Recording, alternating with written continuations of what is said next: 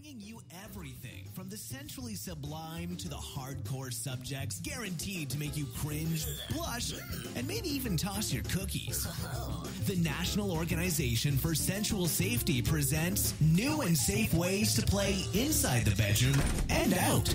Because if you don't know what you're doing, things can go terribly wrong. This is the only BDSM and kink safety show for people who never want their sexual exploration to end.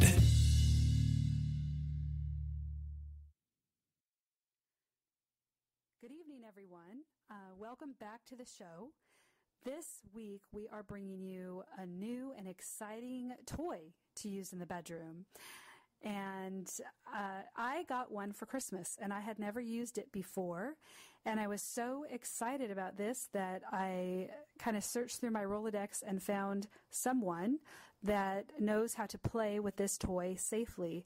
And there does have to be safety involved in all of these things that we do when you're dealing with any kind of electrical stimulation, which is what this is. What I got for Christmas was a TENS unit. And I know people in the BDSM lifestyle use these, and I've used one before when I was pregnant. I had a back labor, and I won't really go into that, but I didn't quite get it that you can use this for fun in the bedroom until I was walking through the mall, and they were selling them at a stand. And so I had a seat, and I asked these guys to try them out on me. And wow, were they amazing. I had so many ideas running through my mind about what to do with this TENS unit. It is, well, I will have David, our professional, tell you all about it. But I'm excited for you to listen in and hear how you can use these things in the bedroom with each other and to bring some new excitement and intensity to your play. But first, let's listen in to some random guys at a bar talk about electrical play, and then let's hear what a friend of mine does when I put the electrodes on him.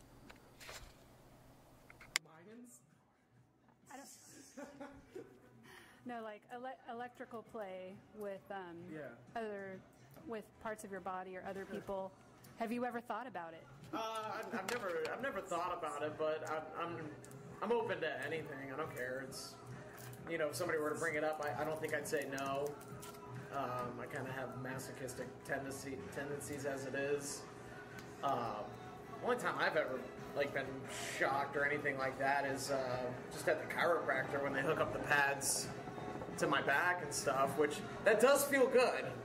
So, like I said, I'd be open to it.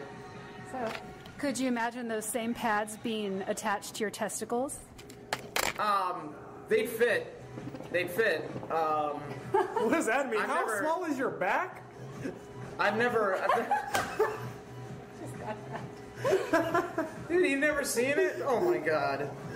I'm not doing this right now. The pads.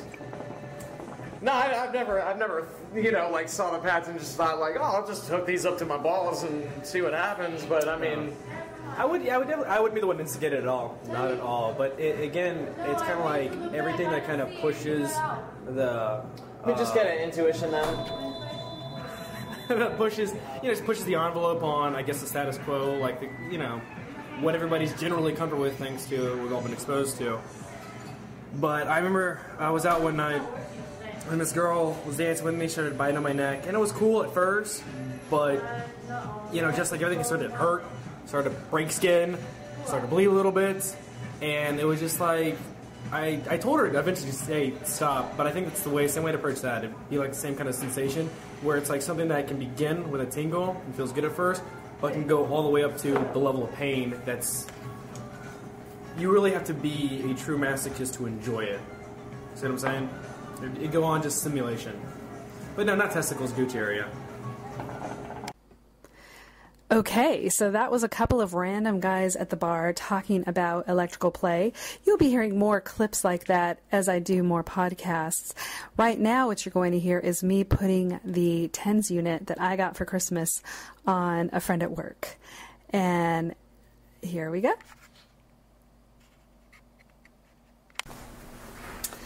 All right, so I'm here with Specialist or PFC Watts, and we are trying the TENS unit. I'm going to make him scream. I don't know. Have you ever had electrical stimulation before? Yeah. I'm worried now, though. You have? Yeah. When have you? When I went to the masseuse people. Masseuse people, okay. This is more of a, Okay, I'm turning it on. I'm going to increase the strength. What? My shoulders jump forward. But it didn't increase the strength, so that's interesting. Let's see, T. There. Can you feel it more? Yeah. Want me to go higher? Can you go higher? Yeah. How's that feel? That's really cool. It's on his back, by the way. It's not anywhere. Oh, yeah. You want higher? Why not? Could be fun. Oh, it won't. Interesting. It's not allowing me to go too much higher. Let's try. Does it hurt yet? No. Are you making your muscles do that? Just pull my shoulders back. Higher? Sure. We could actually just try a different setting. We're going to switch to the different mode, different setting. Now I'm going to increase the strength on this one. Can you feel it yet? Yeah, it's like pulsating. Pulsating? Higher? It's making you laugh? Well, let's pull my shoulders It's making you back. laugh. It's only on 4, 3. So this tickles in your estimation. Yeah, this is Kind fun. of fun? It's fun? Higher? Yeah.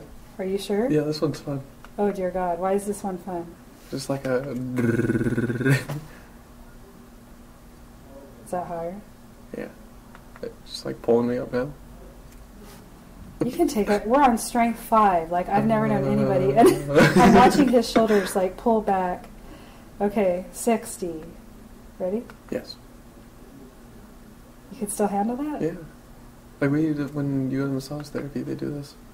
That hard? Yeah. Really? They do it until it almost hurts. Okay. All right, we'll switch most.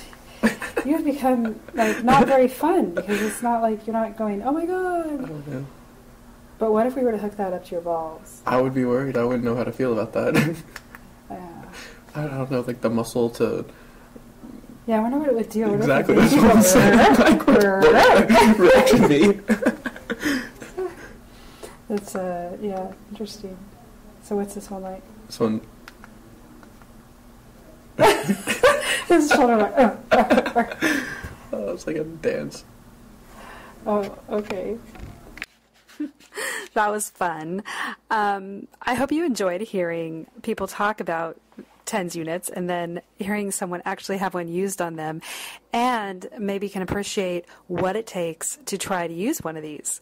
And you really want to be careful that you are testing your subject and asking them constantly, how does it feel? And somewhat know what you're doing. So let's now talk to the guy that knows what the hell we're doing here and learn all about TENS units. And if you're considering buying one, he gives some great information as far as where to go. They actually sell these on fetish and kinky sites to be used, made specifically for the bedroom and for play. So let's hear what he has to say. Great. All right, I am sitting here with, on FetLife, his handle is Medical Fetishist. His name's David. He's a 31 male dominant from West Allis, Wisconsin. He's been in the lifestyle for 10 years now, or more actually, and his expertise is in medical and electrical play.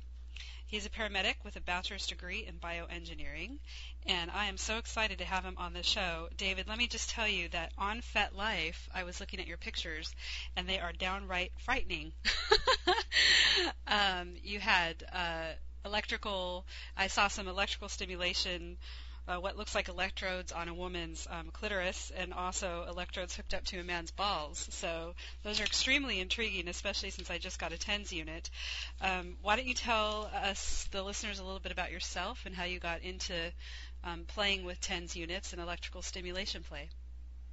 Well, it's quite interesting. I was in Actually, geez, back when I was in high school, working in auto shop, and it was a very hot day, sweating a lot, and was working on a car and replacing a battery in it, and slipped, and my arm hit against the battery and knocked myself back along the floor, got zapped out of my life pretty much on the battery. At least it was discharged, so it wasn't as bad, but got a heck of a jolt from it, but enjoyed it way more than I should have, and I continued to do it again and again 3 or 4 times until basically my arm was numb, but I Okay, now got turned on from it too much. So yeah, that was my start with it, which wasn't, coming back onto it now and seeing how the wrong way to do things, yeah, that probably could have killed me, but, what does not kill you does make you stronger. I think that's the cliche. But, okay, I have to say, so you're in auto shop and it's a hot day, you're working on a car,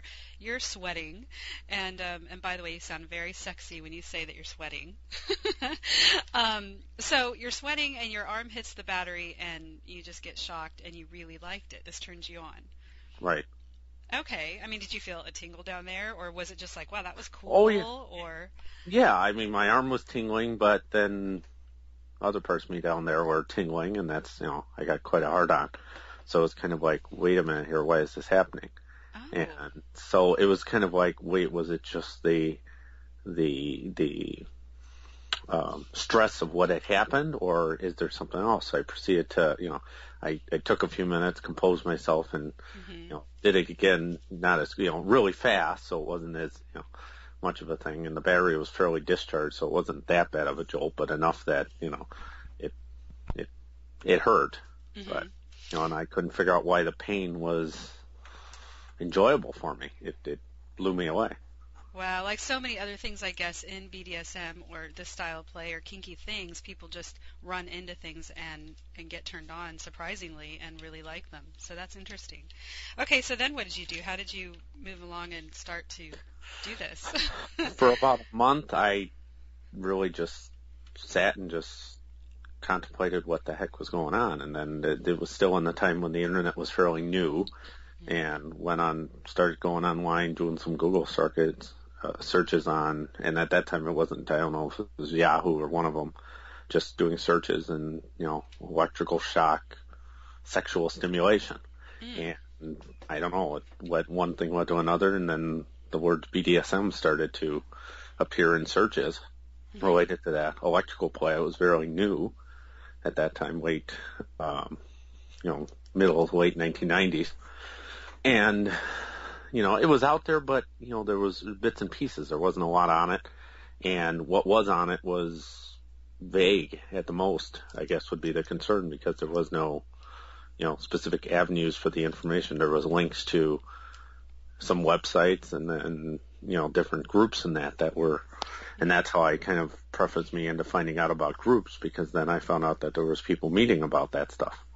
Wow, that must have been a huge surprise. Yes. And that led me into starting to then go to, at the time I was living in Chicago, and decided to, wait until I turned 18, but then I decided to go to a quote unquote a munch and meet some people who shared similar interests, and then just going from there. Great. And as I said, the interest was there, and then I had an opportunity. Then I went to college and focused on electrical items. I always had intriguingness, wanted to get into the medical field. Didn't know how far I would take it to become a doctor or what I would do, so I kind of had engineering. Always liked tinkering with things and that, so that's where I had an opportunity to go for biomedical engineering. Now, David, this might seem like an odd question, but a lot of listeners have never done these things before, and it's new to them. And my question is, as a child, was there any medical background with your parents, or did you work like on cars with your dad, or this happen, some kind of relation, or just simply you think that the electrical stimulation hit that meridian and turned you on? Well, thinking back into it really deeply, I would always do projects with my dad and stuff like that, and fairly enough that he was a pretty handy type person working on cars and things like